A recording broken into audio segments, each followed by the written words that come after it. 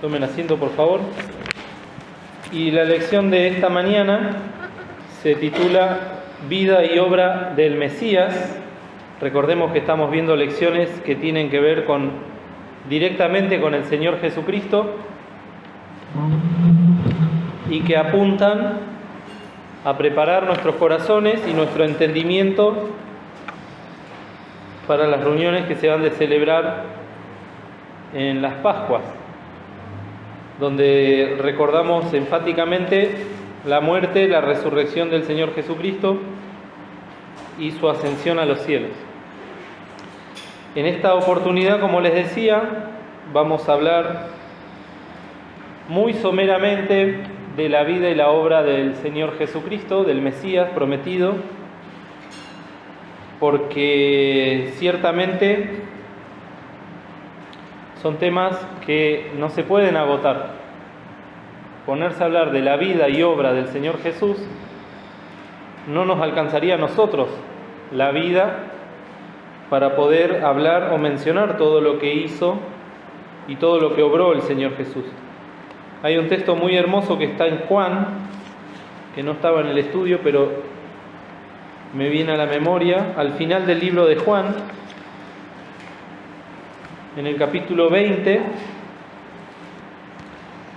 y vamos a ver los últimos dos versículos.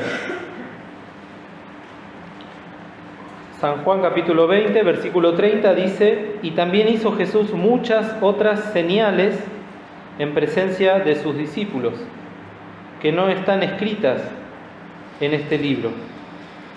Estas empero son escritas para que creáis que Jesús es el Cristo, el Hijo de Dios, y para que creyendo tengáis vida en su nombre. Y después hay otra parte que Juan también dice, en el último versículo del último capítulo, 21-25, y hay también otras muchas cosas que hizo Jesús, que si se escribiesen cada una por sí, ni aún en el mundo pienso que cabrían los libros que se habrían de escribir. Qué preciosa esa definición, ¿no? Cómo nos puede hacer pensar un poquito y cómo el Espíritu Santo lo guió a Juan a escribir estas cosas, que él estuvo con el Señor Jesús, que lo vio, que se reposaba sobre el pecho del Señor, le consultaba, lo amaba, el discípulo amado, y que al final de sus días, Juan, cuando escribe este libro, esta carta, ya era un hombre anciano, tenía aproximadamente 90 años, y dice, no podemos escribir todo, no se puede escribir todo. Lo que hizo el Señor, lo que dijo, y aún el tema principal de la lección de hoy es poder ver cómo no solo se habla del Señor Jesús en la Biblia, en el Nuevo Testamento, en los Evangelios, sino que toda la palabra de Dios, desde el Génesis hasta el Apocalipsis, habla y nos enseña acerca del Señor Jesucristo. Todas las profecías que están en la Biblia tienen estrecha relación con el Señor Jesús, ya sea directa o indirectamente. ¿Recuerdan la primera lección que vimos y hablamos del protoevangelio? Ahí en ningún momento el Señor, cuando le habla a Adán y Eva y a la serpiente, menciona al Señor Jesús. Pero nosotros vimos que realmente lo estaba mencionando, indirectamente lo estaba mencionando. Y si vemos la última frase de la Biblia, cuando termina el Apocalipsis, dice: amén, sea así, ven Señor Jesús. La gracia de nuestro Señor Jesucristo sea con todos vosotros. Amén. Entonces ahí ya tenemos una demostración cabal de que toda la palabra de Dios, desde el Génesis hasta el Apocalipsis, nos invitan, nos conducen y nos llevan al Señor Jesucristo. El mismo Señor Jesucristo decía ahí en el libro de Lucas, en la página 97 del Nuevo Testamento, en el versículo 37, Lucas 22, 37 dice: porque os digo que es necesario que se cumpla todavía en mí aquello que está escrito. Y menciona uno de los textos de Isaías 53 que dice: y con los malos fue contado. Y luego termina diciendo el Señor Jesús: porque lo que está escrito de mí, ¿qué cosa? Cumplimiento tiene. Esto es una definición también categórica que no puede dar lugar a dudas, a cuestionamientos. No, pero lo que realmente quiso decir el Señor es... No, lo que está escrito de mí, cumplimiento tiene. Ese es el gran fin de los evangelios. Nosotros recibimos los evangelios o la palabra del Señor siendo gentiles. Pero cuando se escribió esta palabra, estaba principalmente escrita o dada al pueblo de Israel, a los judíos, los cuales conocían la Biblia, conocían las profecías, conocían toda la Escritura, y el Espíritu Santo guió a los evangelistas a escribir estas cosas para que ellos entiendan que estaba hablando del Mesías, todo el Antiguo Testamento, y que el Mesías ya había estado entre ellos. El apóstol Juan, en el libro de Juan, hace una definición también que el estudio dice que está señalando una tremenda realidad. Nosotros muchas veces leemos Juan 1 y nos quedamos con algunas de las frases de este capítulo porque tiene mucho para enseñar Juan 1. Pero fíjense, por ejemplo, el versículo 5 que dice: y la luz en las tinieblas resplandece, mas las tinieblas no la comprendieron. Acá, ¿de quién está hablando? ¿Quién es la luz? Es el Señor Jesús, porque Él mismo dijo: yo soy la luz del mundo. Luego, por ejemplo, en el versículo 10 dice: en el mundo estaba la luz verdadera y el mundo fue hecho por Él. No lo hizo el Big Bang al mundo, lo hizo el Señor Jesús. Y luego, ¿qué dice? Y el mundo no le conoció. En el versículo 11 dice: a lo suyo vino y los suyos, ¿qué? No le recibieron. 3 versículos en un mismo capítulo que hablan de la misma realidad, tremenda y triste realidad. Vino el Hijo de Dios, vino el Hijo del Hombre, vino el Mesías prometido, y ni el mundo ni el pueblo de Israel le recibió.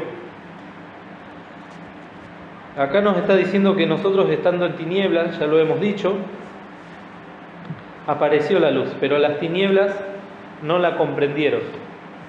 Y uno, cuando escucha o lee esta palabra comprender, ¿qué piensa? No la qué. No la entendieron, ¿no? Esa es una definición de comprender, pero una traducción más aproximada es que no la agarraron o no la abrazaron. Yo siempre le doy el ejemplo a la gente, ¿no? Pensemos en una persona que se está ahogando y ¿qué le tiran para que se salve? Un salvavidas. Si esa persona, pudiendo agarrarse de ese salvavidas, se salva, ya está.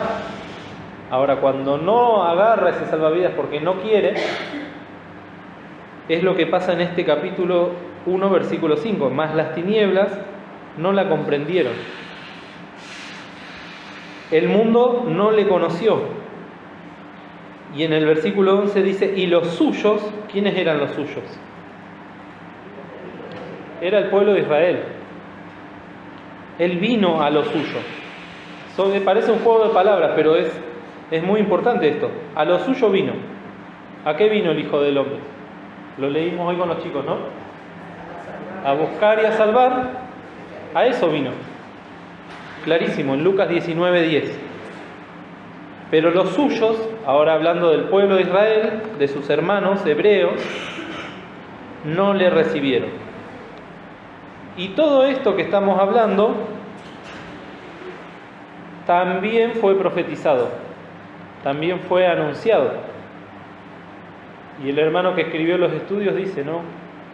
Qué dolor para el Señor inspirar a los profetas a que profeticen no solo que Cristo iba a venir, sino que también le iban a rechazar. Dice el profundo dolor que sentiría nuestro Señor cuando debía inspirar a sus siervos, los profetas, acerca de los sufrimientos que había de padecer como consecuencia de este rechazo. Muchas veces no pensamos en eso. El Señor inspirando a Isaías, inspirando a Jeremías, inspirando al rey David, para que quede registrado de que cuando venga le iban a rechazar. Y todo eso a Dios le produce tristeza, dolor. Vayamos, por ejemplo, al Salmo 69, como ejemplo de esto que estamos diciendo.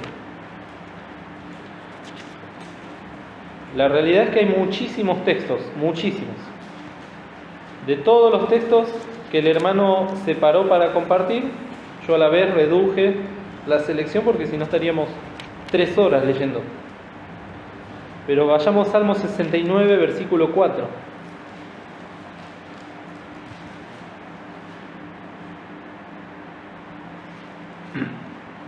¿Quién lo puede leer fuerte?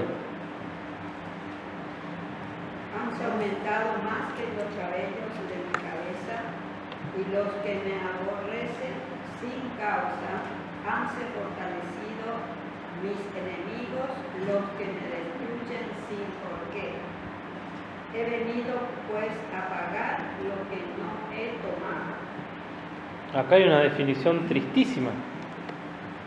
El Señor tenía que comparar la cantidad de enemigos que tenía con los cabellos de su cabeza.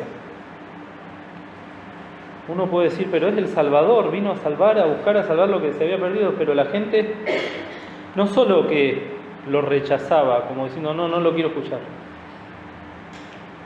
Dios es muy claro, el que está conmigo es conmigo, y el que no está conmigo contra mí es. Lo dijo el Señor muchas veces. Eso también nos tiene que a nosotros llamar la atención. No, bueno, pero es buena persona, pero le falta creer en el Señor. El que no es conmigo, contra mí es, dice el Señor Jesús. Y eso también no tiene doble interpretación. El mundo le rechaza. Por eso también es un milagro, un verdadero milagro, que nosotros, siendo pecadores, hayamos sido alcanzados por el Evangelio y hemos creído en ese Evangelio. Porque no somos distintos al resto del mundo. Y acá dice, ¿no? Hanse aumentado más que los cabellos de mi cabeza los que me aborrecen sin causa. Hanse fortalecido mis enemigos, los que me destruyen sin por qué. Uno podría decir, bueno, los enemigos del Señor son los demonios, es del diablo. Pero también está toda la humanidad en esa misma sintonía, rechazando y despreciando y maltratando al Señor. Por eso dice a la última parte, he venido pues a pagar lo que no he tomado. Y en Isaías dice, ¿no?, que fue puesto contado con los malhechores. Por eso ahí en Isaías 53, que es un capítulo tan triste de la Biblia, hermoso cuando lo entendemos, pero no deja de ser triste. La tristeza que le produce a Dios haber enviado a su Hijo, haber enviado a los profetas, haber enviado todos los medios de salvación. Y tiene que preguntar en el versículo 1, ¿quién ha creído a nuestro anuncio? Uno, si lo ve desde la parte lógica, ¿no? Hoy en día que se analiza todo desde la lógica. Si te estás muriendo y te traen la salvación, lo más lógico es que la aceptes. Bueno, pero es tanta la locura del pecado en el corazón del hombre que rechaza la salvación que le ofrece el Señor. Y el Señor en especial con el pueblo de Israel, sufría mucho ese rechazo, porque el mundo es el mundo, pero Dios había separado un pueblo, había separado una nación, les había dado la palabra, les había dado los profetas, habían vivido todos los milagros en el desierto cuando salieron de Egipto. Con respecto a Jerusalén, el Señor lloraba, ¿se acuerdan? Jerusalén, que matas a los profetas, a los que son enviados contra ti. ¿Cuántas veces te quise cobijar como la gallina guarda los pollos? Entonces vemos esa tristeza manifestada en el Señor. Y que otra cosa que tenía el Señor, ¿no?, en esto que estamos viendo, que es la vida y obra. Estaba profetizada su venida y todo lo que Él iba a hacer. Por eso leímos ahí en Isaías 61, el Espíritu de Jehová sobre mí,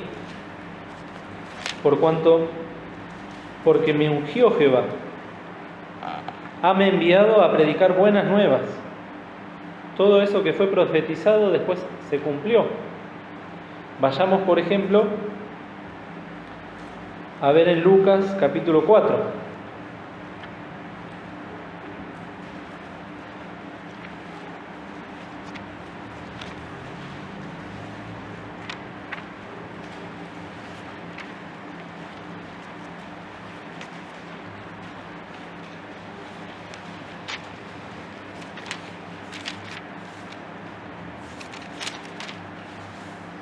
Lucas 4, del 16 en adelante. Dice: y vino a Nazaret, donde había sido criado, y entró, conforme a su costumbre, el día sábado en la sinagoga, y se levantó a leer. Y fuele dado el libro del profeta Isaías, y como abrió el libro, halló el lugar donde estaba escrito: el Espíritu del Señor es sobre mí. ¿Qué capítulo le dieron de Isaías Galeá?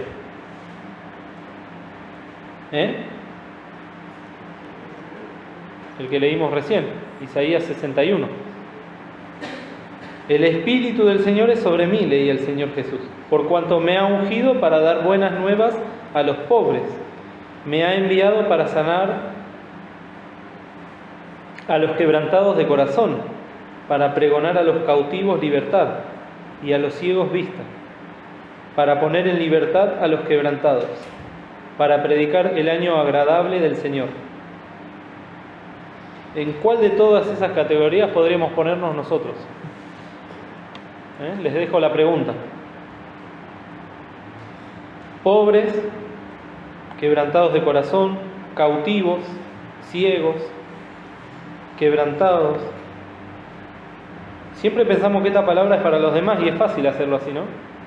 O este texto es para este texto es para la otra, este texto es para mi compañero de trabajo que está sufriendo esto o lo otro. Pero ¿en qué parte de este pasaje me encuentro yo?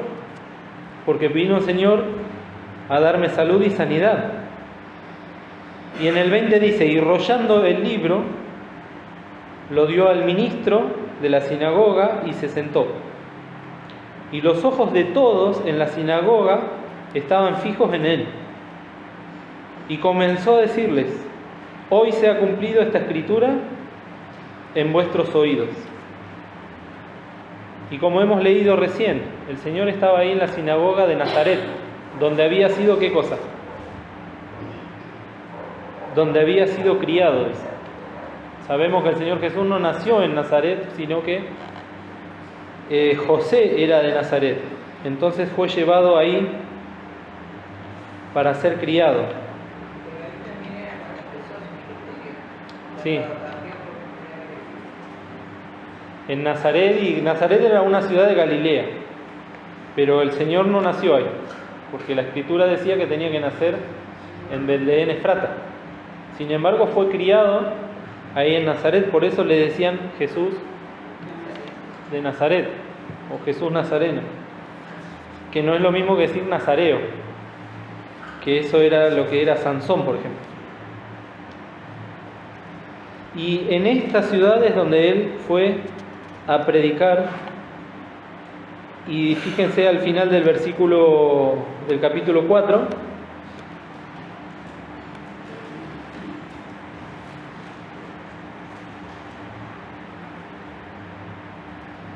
El último versículo dice: y predicaba en las sinagogas de Galilea. Galilea sería como la región o la provincia donde estaba Nazaret, Capernaum, donde fue recolectando o pescando a los discípulos que después pasaron a ser sus apóstoles.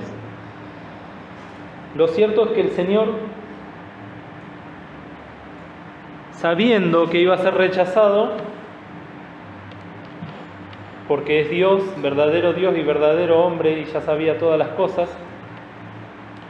en su momento le llegó el tiempo también de experimentarlo.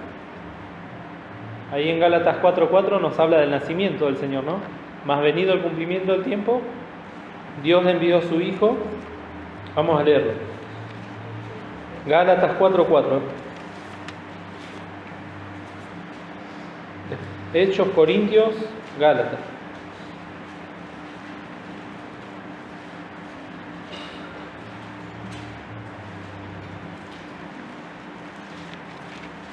Página 213.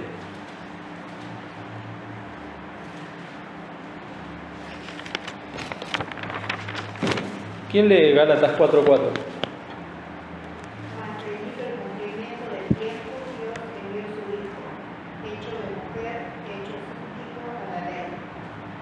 Acá nos está hablando de los tiempos de Dios, no los tiempos de las personas. Nadie eligió cuándo iba a venir el Señor.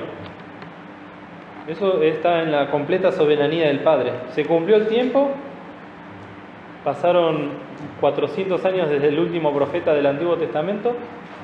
Bueno, es hora de que venga el Hijo de Dios a nacer en Belén, que es lo que se vio la semana pasada con el nacimiento del Mesías. Fue súbdito a la ley, fue hecho de mujer, quiere decir que no participó ningún hombre en su concepción,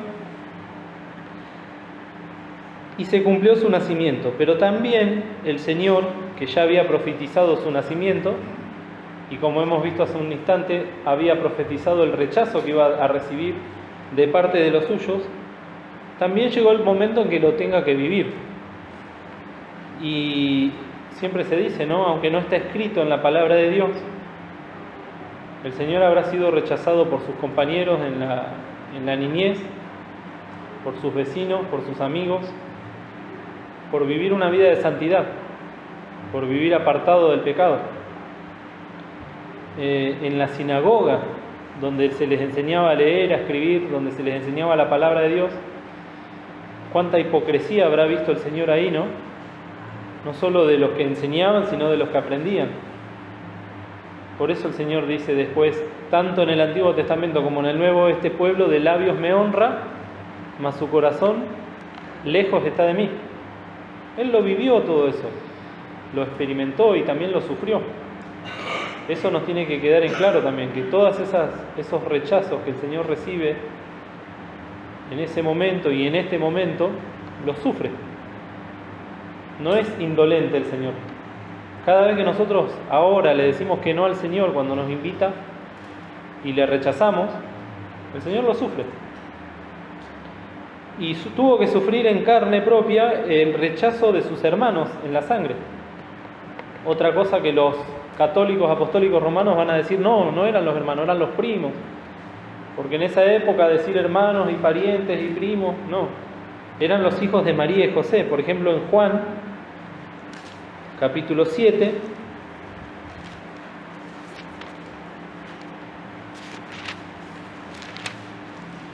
el versículo 3 en adelante,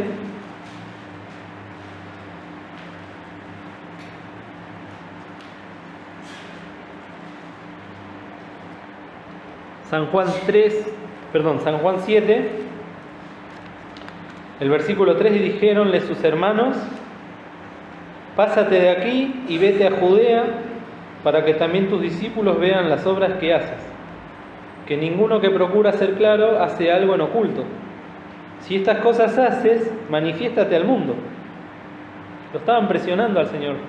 sus hermanos menores, porque él era el primogénito.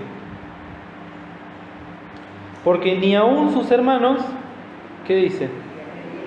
Creían en él. Y otra vez el tiempo, miren lo que les responde el Señor. Dícele entonces Jesús: mi tiempo aún no ha venido, mas vuestro tiempo siempre está presto. Qué respuesta, ¿no? Amorosa también del Señor. Ahí les estaba diciendo: yo todavía no llegó la hora de que vaya a la cruz a morir por ustedes, pero todavía ustedes están a tiempo de creer. Después creyeron. Uno de los hermanos del Señor fue el apóstol. Pero la tristeza, así como se nos revela la Biblia y que quedó registrado de José y sus hermanos, ¿por qué quedó eso? ¿Para alabar a José o para mostrarnos también cómo habrá sido la niñez del Señor? Que los hermanos le aborrecían a José. Porque era distinto, porque quería agradar al Padre. De la misma manera el Señor tuvo que padecer eso. Los vecinos de Nazaret le rechazaron. Eso después lo pueden leer en Marcos capítulo 6. Ahí en Juan 7, que todavía estamos, también le rechazaban los líderes religiosos de su tiempo. Fíjense en el 45. Y los ministriles, San Juan 7, 45. Vinieron a los principales sacerdotes y a los fariseos, y ellos le dijeron: ¿por qué no les trajisteis? Los ministriles respondieron: nunca ha hablado hombre así como este hombre. Entonces los fariseos le respondieron: ¿estáis también vosotros engañados? ¿Ha creído en él alguno de los príncipes o de los fariseos? Mas estos comunales que no saben la ley, malditos son. Y después sigue, ¿no? Ese rechazo que también está registrado en todos los evangelios, de cómo realmente lo odiaban al Señor. No podían apreciar lo que tenían adelante de ellos. Y por último, el pueblo. El pueblo que Él había venido a salvar y a rescatar, y que sin embargo terminaban diciendo allí en el Calvario: crucifícale, crucifícale. No podemos ahora buscar texto por texto, pero conocemos.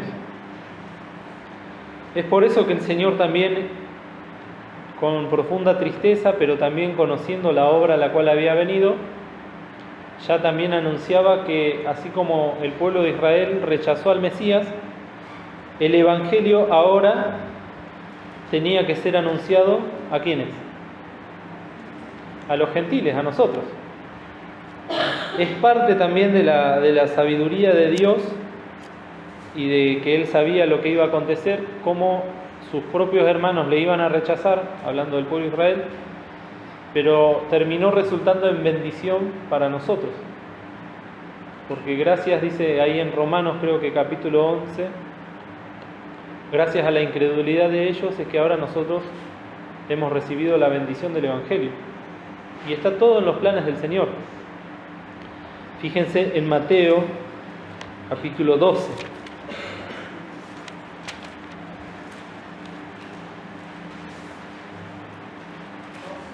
Mateo 12.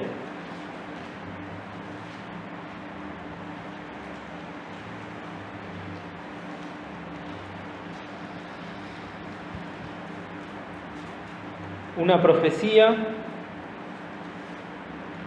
Fíjense en el versículo 17, ¿cómo comienza la primera frase? Para que se cumpliese lo que estaba dicho.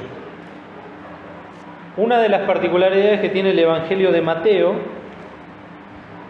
es que Mateo, que en su momento había sido publicano, era judío, conocedor de la ley. Y es el Evangelio que más referencias tiene a las profecías del Antiguo Testamento, porque fue el Evangelio que se escribió particularmente para que los judíos crean en el Señor Jesús. Entonces, para que se cumpliese esto, para que se cumpliese aquello, para que se cumpliese lo que fue dicho, para que se cumpliese lo que fue escrito. Eso lo vamos a encontrar a lo largo de todo el libro de Mateo, porque con este evangelio se les predicaba a los judíos en el tiempo de los apóstoles. Y la profecía que lee acá de Isaías dice: he aquí mi siervo, al cual he escogido, mi amado, en el cual se agrada mi alma. ¿Y esto se cumplió o no? Cuando se oyó una voz del cielo después del bautismo del Señor Jesús, ¿qué decía esa voz? Este es mi Hijo amado, en el cual tomo contentamiento, a Él oí. Se cumplió Isaías 42. Pondré mi espíritu sobre Él, descendió como paloma. Y a los gentiles, acá aparecemos nosotros, anunciará juicio. No contenderá, ni voceará. El Señor no nos tiene que andar gritando para que entendamos. Ni nadie oirá en las calles su voz. La caña cascada no quebrará. El pábilo que humea no apagará, hasta que saque a victoria el juicio, y en su nombre, ¿qué? Esperarán los gentiles. Preciosa la obra ahora de salvación, no solo para los gentiles, sino para todas las almas que crean en el Señor Jesús. Porque nos pone el Espíritu Santo en el corazón, ya la salvación no se pierde. Y así seamos una caña cascada que no sirve para nada, o seamos una vela que se está por apagar, el Señor nos va a esperar y nosotros hemos de esperar en Él. Esto habla muchísimo de esta obra de salvación que el Señor obró en nuestras vidas y que es una obra que se renueva de día en día. Entonces vemos cómo todas estas profecías, que son cientos de profecías, hay profecías que ya se cumplieron, pero todavía hay un montón de profecías que esperan el cumplimiento. Alguna vez leí, no me acuerdo ahora ni quiero inventar, pero de todas las profecías que están en el Antiguo Testamento se cumplió un porcentaje nomás, pero hay un porcentaje que todavía está esperando ser cumplido. Todo lo que va a acontecer cuando el Señor venga a buscar a la iglesia, cuando se desaten aquí los juicios en la tierra para los que no creyeron en Él, la vuelta del Señor con sus santos millares, el milenio, un montón de profecías que en su momento también ya las hemos estudiado, pero que nos tienen que servir a nosotros de ejemplo. Y es muy sencilla la ecuación. Si todo lo que ya se escribió del Señor se cumplió, ¿por qué se nos puede llegar a ocurrir en nuestra mente o en nuestro corazón de que las otras profecías no se van a cumplir? Que las otras promesas que el Señor nos hizo no se van a cumplir. ¿Quiénes somos nosotros para cuestionar la palabra del Señor? Para cuestionar que Él dijo: he aquí yo vengo presto, por ejemplo. Y Pedro en su momento tenía que decir: el Señor no tarda su promesa como algunos tienen por tardanza. Y ese es nuestro corazón. Y ahora el Señor nos habla a los que ya somos hijos de Dios. El corazón apocado, el corazón que dice: no, el Señor no viene, o ya se ha pasado mucho tiempo, o el Señor no me va a cumplir este corito que tanto se canta, ¿no? Buscad primeramente el reino de Dios. Siempre queremos buscar el reino de Dios cuando ya acomodamos todo lo demás. Cuando nos sobra tiempo, cuando nos sobra plata, cuando nos sobra fuerza. Y muchas veces esas cosas no van a llegar, ¿eh? Cada vez vamos a tener menos tiempo, menos plata y menos fuerza. Y sin embargo el Señor dice: buscad primeramente el reino de Dios y su justicia. Después, hablar de la vida y obra del Mesías, como decíamos hoy al principio, llevaría mucho tiempo, ¿no? En cuanto a la vida del Señor, se nos habla de la niñez, luego la palabra de Dios hace un salto hasta el momento en que cumplió 30 años aproximadamente y comenzó el ministerio.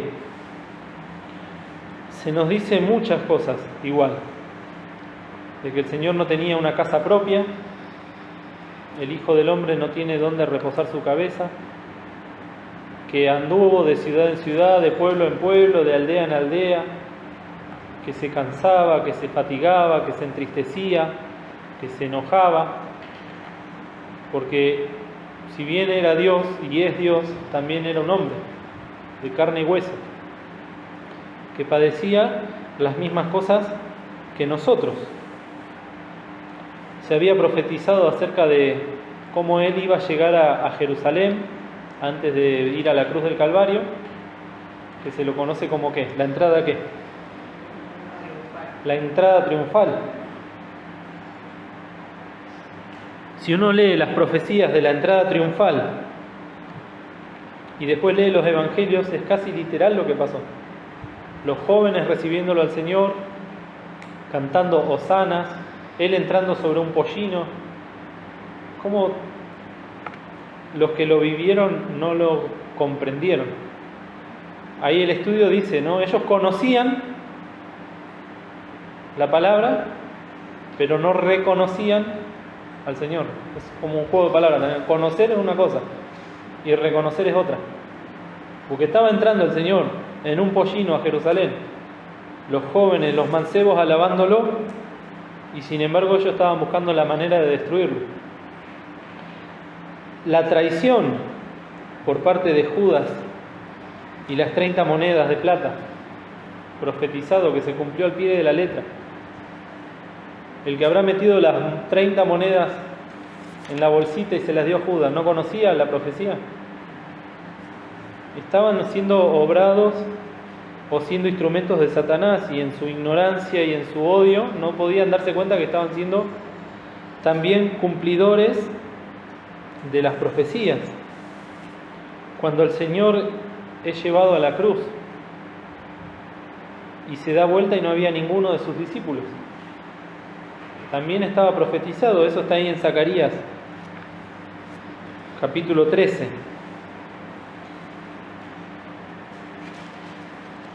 Casi al final del Antiguo Testamento.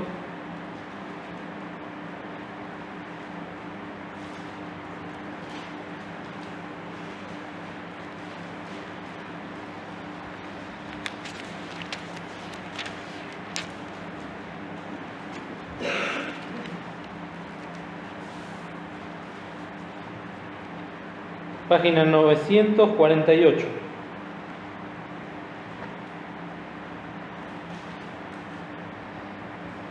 El versículo 7. Zacarías 13:7. Levántate, oh espada, sobre el pastor y sobre el hombre compañero mío, dice Jehová de los ejércitos. La espada representa el juicio de Dios, que no va a ser quebrantado nunca. El juicio de Dios cayó sobre el Señor Jesucristo, el hombre. ¿Quién es el hombre, compañero mío? Es Dios hablando de Jesús hombre. Es el Verbo hablando del hombre, de Jesús, que desde el momento en que fue concebido fueron compañeros. Dice Jehová de los ejércitos: hiere al pastor y se derramarán las ovejas. Otra profecía que se cumplió cuando el Señor fue tomado preso y quedó solo. Mas tornaré mi mano sobre los chiquitos. Todo eso, resumidas cuentas, de lo que habla de la vida del Señor, desde su niñez hasta su muerte en la cruz del Calvario. Pero luego también está la obra. La lección de hoy se llama Vida y Obra del Señor. Podríamos hacer un detalle cronológico de su vida, pero más importante que su vida fue, o de igual manera, no se puede equiparar, porque para todo lo que hizo el Señor es importante. La obra del Señor Jesús, que está muy bien resumida también en una profecía de Isaías, capítulo 53.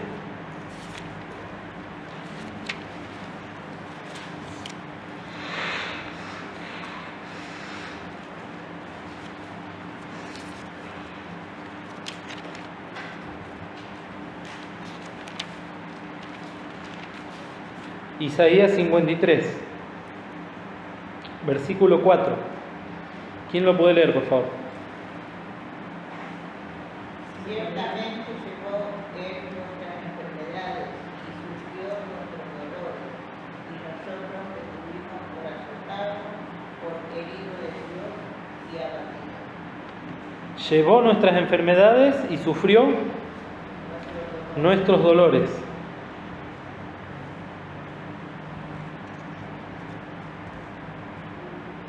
Esta palabra es muy fuerte, ¿no? Porque uno dice, bueno, el Señor Jesús murió en la cruz del Calvario por mí. Y muchas veces lo decimos, ni siquiera pensamos lo que le implicó al Señor llevar nuestras enfermedades y sufrir nuestros dolores. ¿Cuánto tendríamos para meditar en esas dos frases nomás? Llevó nuestras enfermedades y sufrió nuestros dolores. Y en Mateo se vuelve a mencionar este texto en el capítulo 8.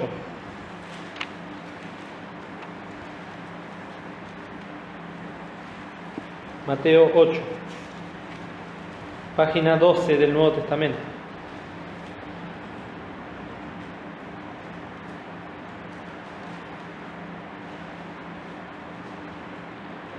El versículo 16. Y como fue ya tarde, fíjense, el Señor no se tomaba el descansito a las 5 y se iba a la casa, ¿Él qué hacía?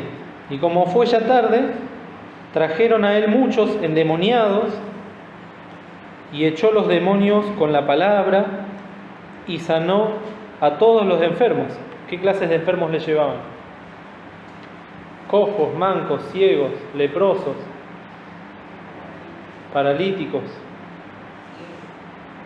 de todo, ¿no? Enfermedades ¿qué? Físicas. Y en el 17 dice, para que se cumpliese, fíjense Mateo, nuevamente llevándonos al Antiguo Testamento, lo que fue dicho por el profeta Isaías, que dijo, Él mismo tomó nuestras enfermedades y llevó nuestras dolencias. Y eso nos habla de, porque siempre aplicamos esos textos a la parte espiritual, que está bien. Enfermedades espirituales, dolencias espirituales, el Señor las carga, las lleva, las sufre. Pero aún las físicas, ¿quién de nosotros no puede decir que el Señor alguna vez lo curó? ¿O cuántas veces nos ha curado y sanado el Señor? Aún en lo físico. Y todo eso fue parte de la obra del Señor, que también es una profecía de la restauración que quiere hacer en nuestra vida. Porque siempre hablamos de que vamos a resucitar con el Señor, y cuando nos salvó nos levantó el alma y el espíritu, pero todavía queda la restauración del cuerpo. Entonces la obra del Señor es completa y nos habla de la vida, no solo del alma, del espíritu, sino también del cuerpo. Y en cuanto a todo eso que también hacía y que no descansaba y que no se fatigaba, predicaba el Evangelio, sanaba a los enfermos, echaba fuera a los demonios y también perdonaba los pecados. Por eso la vida y obra del Señor Jesús es tan vasta. Vayamos a Lucas capítulo 5.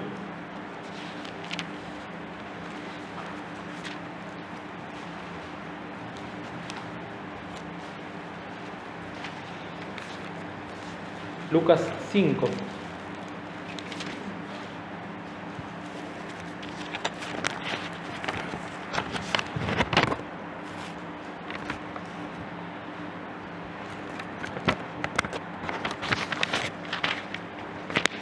Lo voy a leer rápido, ¿no? Desde el 18. Y aquí unos hombres que traían sobre un lecho un hombre que estaba paralítico y buscaban meterle y ponerle delante de él. Y no hallando por dónde meterle a causa de la multitud, subieron encima de la casa y por el tejado le bajaron con el lecho en medio delante de Jesús.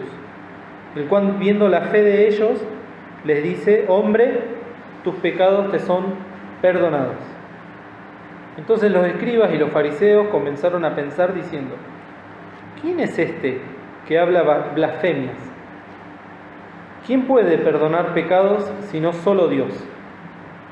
Jesús entonces, conociendo los pensamientos de ellos, respondiendo les dijo: ¿qué pensáis en vuestros corazones? ¿Qué es más fácil? ¿Decir tus pecados te son perdonados? ¿O decir levántate y anda? Pues para que sepáis que el Hijo del Hombre tiene potestad en la tierra de perdonar pecados, dice al paralítico: a ti digo, levántate, toma tu lecho y vete a tu casa. Y luego, levantándose en presencia de ellos y tomando a aquel en que estaba echado, se fue a su casa glorificando a Dios. Y tomó espanto a todos y glorificaban a Dios y fueron llenos de temor, diciendo: hemos visto maravillas hoy. Y acá la maravilla más grande, ¿cuál es? ¿Que lo levantó de su lecho o que le perdonó los pecados? Que le perdonó los pecados. Cuando el Señor dice que vio la fe de ellos, vio la fe de los amigos, pero también de ese hombre que estaba echado, que seguramente ya estaba bajando del techo pensando en lo pecador que era. Y ese es el milagro, esa es la maravilla, que los fariseos no pudieron ver, porque realmente nadie puede perdonar pecados si no es ¿quién? Dios. Y si el Señor Jesús perdonó los pecados, entonces el Señor Jesús, ¿qué es? Es Dios. Otro argumento para aquellos que rechazan la deidad del Señor. Esa es la maravilla que tuvieron adelante suyo. Estaba Dios en esa casita y perdonaba los pecados y curaba a los enfermos. Pero a lo suyo vino y los suyos no le recibieron. El mensaje del Señor Jesucristo, ya lo hemos visto, y también está a lo largo de todos los evangelios. Él era el predicador de buenas nuevas. Era el anunciador del evangelio de salvación por excelencia. Todos los demás que siguieron después de él y todos los que eran antes de él le imitaban. Los profetas aprendían del Señor Jesús, los apóstoles aprendieron del Señor Jesús, pero él es el Verbo y el que vino a traer el mensaje de salvación. Por eso les decía ahí a los de Nazaret: hoy se cumplió esta palabra en vuestros oídos. Y qué distinto es que se cumpla acá a que se cumpla ¿dónde? ¿Dónde, Elena? Acá, ¿no? ¿Cuántas veces nos vamos de la iglesia llenos de palabra acá? Llenos, saturadísimos. Imagínense, hoy reunión a la mañana, reunión a la tarde, reunión a la tarde. Pero qué distinto es cuando que el Señor diga: hoy se cumplió la palabra en vuestros corazones. Y lo hacía de una manera tan preciosa. Nosotros, gracias a Dios, tenemos la palabra de Dios. No necesitamos haber estado ahí para escucharlo, porque lo tenemos acá. Pero la gente se maravillaba ¿de qué? De su doctrina. Porque les enseñaba como quien tiene autoridad y no como los escribas. También enseñaba con parábolas. ¿Por qué enseñaba con parábolas? Porque no todos tenían que entender, dice Elvira. ¿Y por qué no todos tenían que entender? Porque era para los que tenían fe, para los que iban a creer. Al que tenía el corazón cerrado, la palabra de Dios le va a resbalar como le resbala el pato. Al pato le resbala ¿qué cosa? El agua. No va a entrar. Pero aquel que, como decía hoy en la oración, ¿no? Como hizo el rey Josías, se enterneció su corazón, dice, al escuchar la palabra. A ellos les era anunciado esta palabra y aún el Señor se tomaba el tiempo de explicarla para los que no habían entendido estas parábolas. Y por último, la vida y obra del Mesías.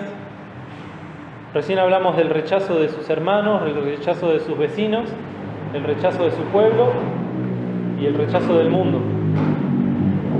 Pero también desde el que se nació el Señor Jesucristo, tuvo el rechazo de uno más poderoso, que de todas las maneras posibles buscó de destruirlo.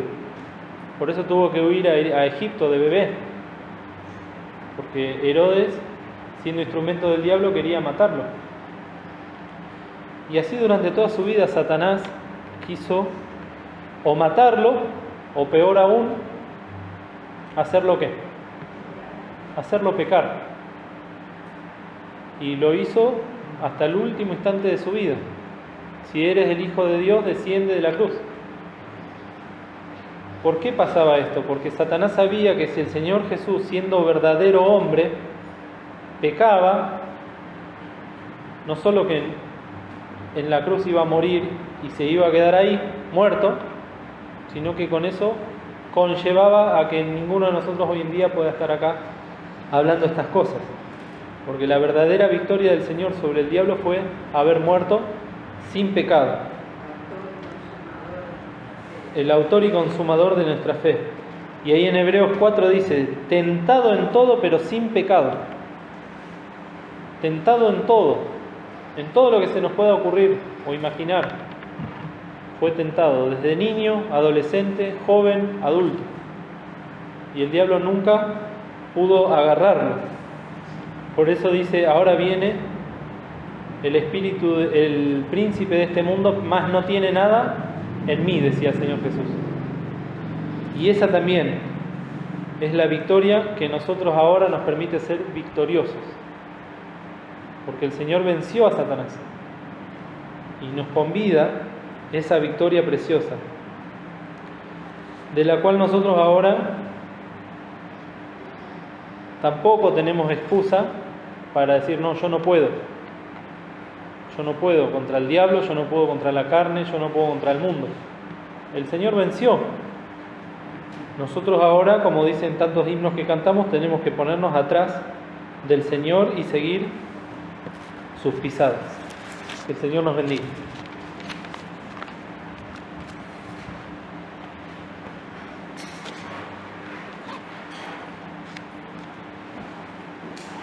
Vienen medios atrasados los teachers allá atrás. Ya el domingo pasado también.